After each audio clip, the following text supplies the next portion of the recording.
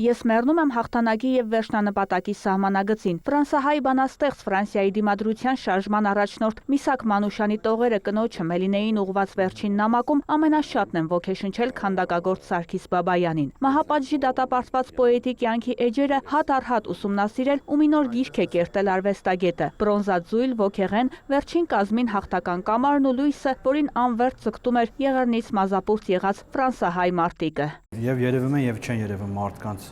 հետքերը դեպի այս լույսը, որը որ մեզ ուղղորդելու է դեպի բարի ընթացքներ, բարի ճանապարհներ, ինչպես որ Մանուշյանի կամքն է եղել, հաղթանակ եւ ազատություն։ Հաղթակամարը շատ սիմվոլիկ է, ֆրանսիական Փարիզյան հաղթակամարն է, բայց այդտեղ կարող ենք հասկանալ համամարտկային հաղթանակները։ Իր ժամանակ ապրած ոնց որ գրքերի կազմի մակերեսային մշակվածությամբ եմ արել, ուղղակի գրված Միսակ Մանուշյան։ Երևանի մանուշյանական պուրակն ամբողջացնելու նպատակով քաղաքապետարանը նոյեմբերին հայտարարել էր Միսակ Մանուշյանի կիսանդրու բաց մրցույթ։ Այն տևել է 4 ամիս, ստացվել է 10 հայտ։ Սարգիս Բաբայանի հեղինակած ստեղծագործությունը ժյուրիի ձայների էական մեծամասնությամբ 10 ձայնով հաղթող է ճանաչվել։ Դա լավագույնս մարմնավորում էր այն բովանդակությունը եւ կերպարը Մանուշյանի, որ Երևանի քաղաքապետարանը ի սկզբանե դրել էր այդ մտահղացման մեջ։ Երևանի քաղաքապետարանը վերջին տարիներին փորձում է փոխել բովանդակությունը, արձանը չլինելու համար որպես մահարձան կամ հուշարձան որևէ բացի իր բնույթից, այլ որպեսզի նա կարողանա զուլվել քաղաքային մշակույթին, բնակչությանը, մարդկանց, եւ այս արձանը լավագույնս էր այդ առումով, որովհետեւ սա կարող է դառնալ մի միջավայր գեղագիտական, մշակութային տարբեր ձևաչափերի,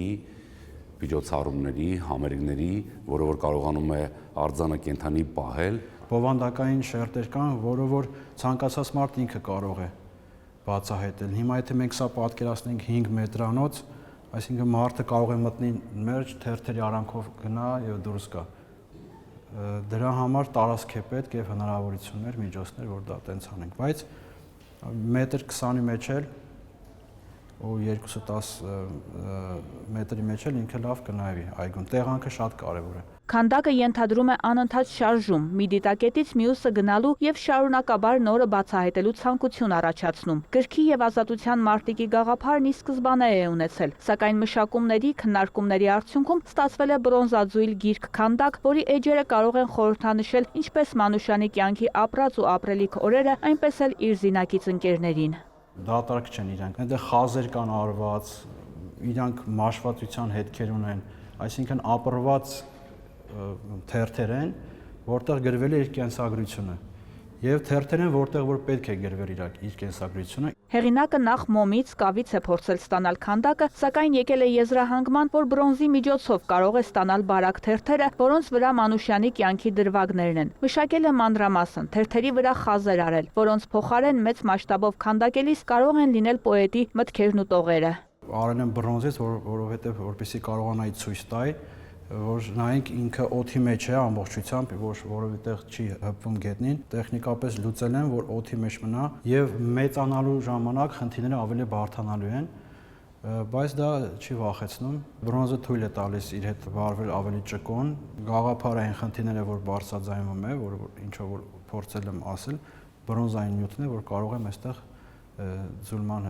պրոցեսի հետևանքով ցույց տալ։ Հեղինակի առաջարկների հիման վրա ու Երևանի քաղաքապետարանի հետ քննարկումների արդյունքում կորոշվեն կիսանդրու չափսերն ու ֆինանսավորման չափը։ Տեղանքն արդեն իսկ նախանշված է, սակայն կվերանայեն նաև այս հարցը այգում առավել հարմարավետ միջավայր ստեղծելու եւ արձանը ինտերակտիվ դարձնելու նպատակով։